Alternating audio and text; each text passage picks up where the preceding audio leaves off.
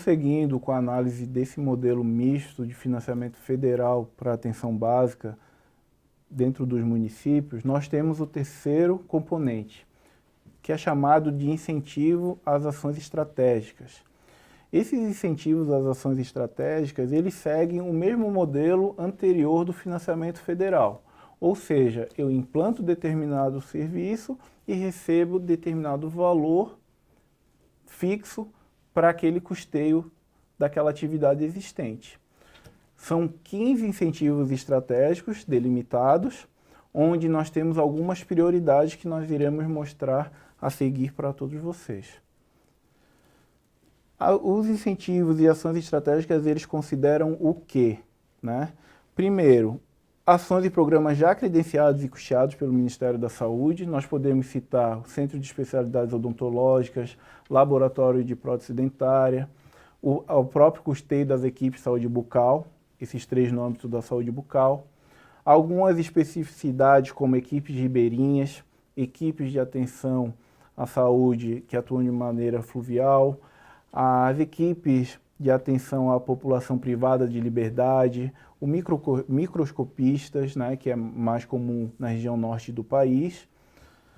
Além desses programas já credenciados, esse componente traz o agente comunitário de saúde, onde a regra permanece a mesma, ou seja, agente comunitário quantitativo credenciado naquele município, a partir do momento que implanta, recebe o valor do piso nacional determinado em lei, reajustado conforme a legislação nacional.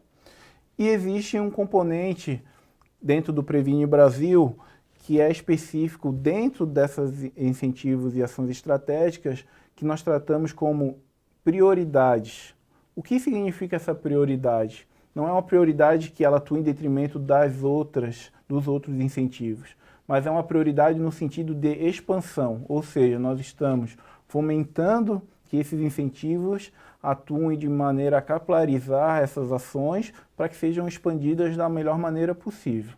E dentro dessas prioridades, como vocês podem ver em tela, nós temos o programa Saúde na Hora, o programa de informatização e o programa de residência. De maneira bem simples, programa de informatização, incentivo da informatização. Nós estamos num momento onde a implantação de prontuário eletrônico, da tecnologia como um todo, ela deve trazer um melhor cuidado da população. Então, o incentivo dentro dessa lógica do Previne Brasil como prioridade atua dessa maneira. Potencializar a informatização das UBSs dentro da atenção básica para melhorar essa informatização e essa tecnologia nos territórios. O programa Saúde na Hora, ele já é anterior ao programa Previne Brasil, mas foi potencializado dentro da proposta do Previne Brasil. Ou seja, qual que é o principal cerne do programa Saúde na Hora? Expansão da carga horária de atuação das unidades básicas de saúde, para fazer a busca e o atendimento daquela população que geralmente não conseguiria ter acesso à UBS devido às ações do dia a dia, como o trabalho, que impossibilitava, por uma questão de horários, o atendimento. E o terceiro incentivo prioritário, né, dentro do programa Previne Brasil é o incentivo à residência. Esse incentivo à residência é tanto para a residência médica em saúde da família, quanto para as ações de odontologia, residência em odontologia e residência em enfermagem. É um fato totalmente novo que nós vamos trazer agora no desenrolar da apresentação. Nesse quadro que vocês podem visualizar na tela, de uma maneira bem simples para entendimento, nós separamos esses incentivos em algumas linhas. O primeiro, prioridades para a expansão, como mencionado, programa Saúde na Hora, informatização e o incentivo aos municípios com residência médica ou multiprofissional. Dentro da saúde bucal, nós temos as equipes de saúde bucal, que continuam sendo pagas de acordo com a implantação de serviço, a unidade odontológica móvel, centro de especialidades odontológicas e laboratório regional de prótese dentária. Nas especificidades, nós temos equipe de consultório de rua, unidade básica fluvial, equipe de saúde da família ribeirinha, microscopista, equipe de atenção básica prisional e o incentivo, custeio para o atendimento dos adolescentes em conflito com a lei.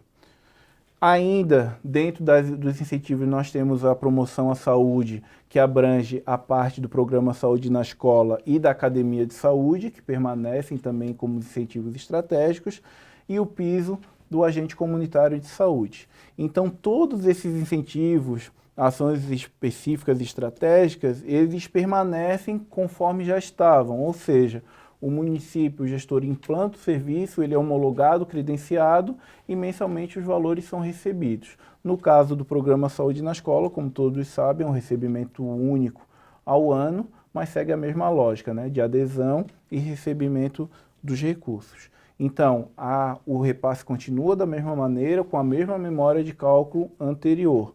Qual que é a única diferença? É que nós temos prioridades de expansão.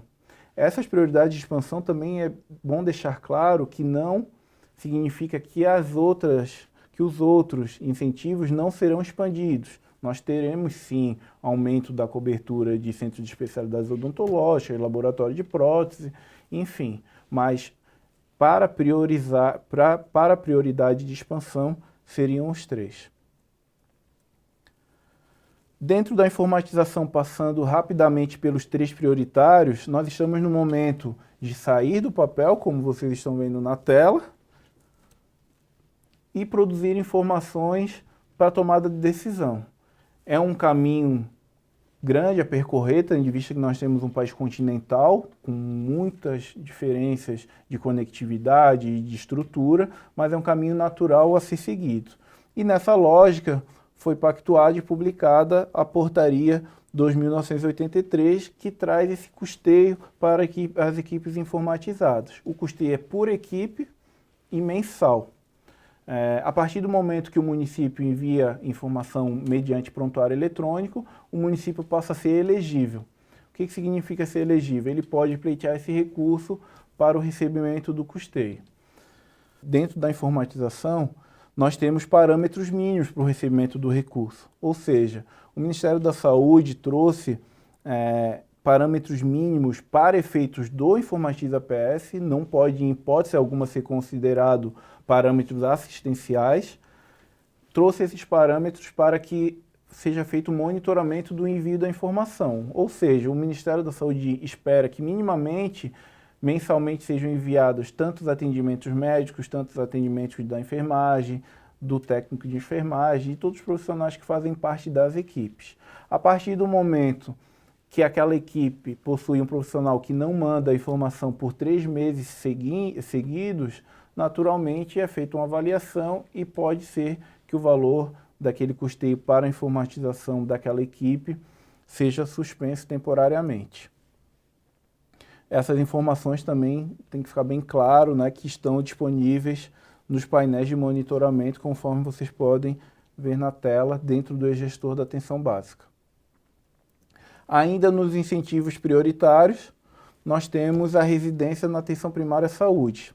Essa residência, ela serve tanto para a questão médica, quanto questão de enfermagem, quanto odontologia. São incentivos para o município, visando com que ele fomente, né, e capilarize essa residência no seu território, bem como municípios que não possuem esse tipo de residência se sintam atraídos para que implantem dentro do seu território. Essa residência, naturalmente, ela tem que ser validada pelo MEC, tem que estar sendo autorizada pelo MEC, e o valor financeiro ele é para o município, ele não está vinculado a pagamento ao profissional. É um valor a ser recebido pelo município para fomentar no território, para melhorar a estrutura ou para ser determinado e executado da maneira como a gestão melhor entender. Os valores são mensais, R$ 4.500 para médico, dentro da saúde da família, residência médica em saúde da família, e R$ 1.500 mensais ou para odonto ou para enfermagem, né, que é a residência multiprofissional dentro do âmbito da atenção primária. A portaria que instituiu esse programa e esse custeio foi a portaria 3.510. E os pré-requisitos, naturalmente, é que seja um programa em situação de residência em situação regular junto ao MEC, que esteja cadastrado no Sistema de Informação de Cadastro dos Estabelecimentos de Saúde da Família, né, dentro do CNES, e exista o envio regular de informação ao nível federal. E, por fim, o Programa Saúde na Hora, conforme falado, propõe uma expansão na carga horária de atuação da Unidade Básica de Saúde dentro do território para melhorar o acesso daquela população que está adscrita e faz parte daquele determinado território dentro do município. É um programa anterior ao programa Previde Brasil, mas conforme falado anteriormente, que foi capilarizado e da mesma maneira fomentado por meio dessa metodologia. Na tela vocês podem ver o exemplo de portaria que credencia equipes no âmbito do programa Saúde na Hora, para que os municípios façam essa implantação a partir do momento em que essas equipes são homologadas. Esse programa ele possui uma normativa específica. Essa normativa específica coloca pré-requisitos, como a existência de um gerente de atenção básica dentro de um UBS e por aí vai. E, obviamente, tem um valor financeiro relacionado ao programa de acordo com as regras existentes. Bom, finalmente, Diogo, a questão ainda do financiamento misto, nós já trabalhamos a questão da captação ponderada, trabalhamos o desempenho e agora vamos trabalhar a questão de incentivos, né? Deixa eu falar um pouquinho sobre incentivo na perspectiva de economia da saúde, que eu acho que isso é extremamente importante, só para recapitular com os apoiadores, que nós já discutimos isso, né? A palavra incentivo não significa financiar, né? Incentivo significa incentivar uma determinada política. Isso aqui foi muito importante no começo do SUS, né? Por quê? Porque o Ministério incentivava uma determinada política e isso aqui ia compor um quadro de financiamento, não é? Esse quadro de financiamento, em geral, é esse incentivo aqui, ó. Esse incentivo aqui, ele financia esse pedaço aqui do custo daquela ação ou daquele programa. Esse aqui é o financiamento federal. O restante né? Eu vou colocar em vermelho o financiamento estadual, né? E vou colocar em azul o restante do financiamento municipal. Isso aqui especificamente em relação à atenção primária de saúde. Eu diria até que essa listinha de participação do Estado está um pouco fragmentada porque ela não é universal nesse país. Agora, incentivos, portanto, toda vez que eu falo assim, incentivos, é uma grande armadilha para o gestor. Por quê?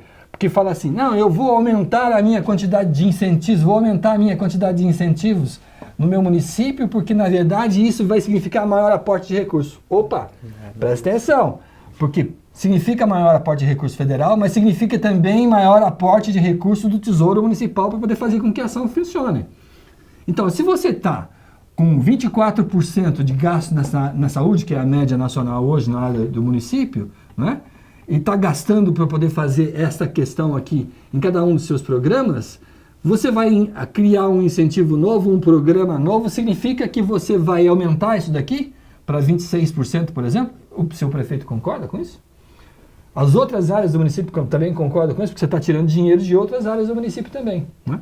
Então isso é uma questão importante, né?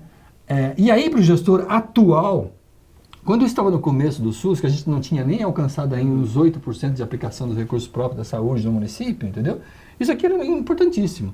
Agora não. Agora eu estou com 24%. Para eu poder colocar um incentivo novo, eu vou ter que cancelar um determinado programa. Eu vou sair desse programa para poder fazer um programa que eu quero.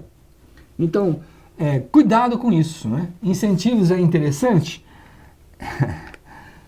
Eu acho que está na hora já de morrer essa palavra incentivos e a gente começar a discutir de fato aquilo que está na 141, que é o rateio, enfim, que é uma outra lógica. Embora essa questão aqui trabalhe um pouco essa questão de rateio, principalmente nessa questão de captação ponderada, né, essa questão de incentivo ainda é um retrocesso na perspectiva de financiamento, né? Ela é retrocesso, mas ela não pode ser desconsiderada que ela está aqui real. É retrocesso não no sentido que isso aqui anda para trás, né? Porque na verdade não tem nenhum passo atrás nessa situação. Mas é retrocesso porque na verdade é um processo de pensar o financiamento que está ultrapassado. É isso que eu quis dizer que é retrocesso nessa situação. Então isso é extremamente importante. Toda vez que eu pensar em incentivo, eu tenho que olhar aquilo que está no território precisando. Então, vamos entender isso um pouco melhor nessa questão aqui, antes de eu fazer as perguntas para você. Eu acho que isso aqui é uma questão extremamente importante, né? Eu tenho o meu território, meu município. E aqui no meu município, ele tem uma condição sanitária. Eu faço lá um levantamento nas condições sanitárias, né? Eu vejo quais são os indicadores do meu município que são importantes, né? E não tem nada a ver com esses indicadores de desempenho, mas são os indicadores de planejamento do município. Quais são esses indicadores importantes para descrever essa realidade sanitária? Eu sei um pouco da história dos meus serviços, né? Quais os serviços que existem aqui. Eu sei um pouco dos programas que estão em atuação no meu município. Tudo isso está aqui. Isso aqui está trabalhando uma questão que é a condição sanitária daquela população, que são os determinantes de saúde. Quais são os determinantes de saúde desse território que eu preciso trabalhar, né? E os condicionantes, né? Determinantes e condicionantes. Então, esta realidade sanitária aqui diz o seguinte: eu preciso, isso aqui é fictício, eu preciso deste programa, deste programa, deste programa. E também vou precisar desse programa aqui, mas não com uma magnitude total dele, porque eu só preciso um pouquinho, porque tem como determinante de saúde do meu município alguma coisa que eu preciso trabalhar. E tem diversos outros programas que são oferecidos pelo Ministério que não são necessários aqui no meu município. Então quem tem que olhar quais são os incentivos e quais são os programas que o município precisa é a realidade sanitária, é o gestor olhar para os seus determinantes, né? Olhar para essa condição sanitária que está aqui e dizer quais são os incentivos que eu quero utilizar aqui, sem esta perspectiva de buscar recurso financeiro. Isso é essencial. Tudo bem?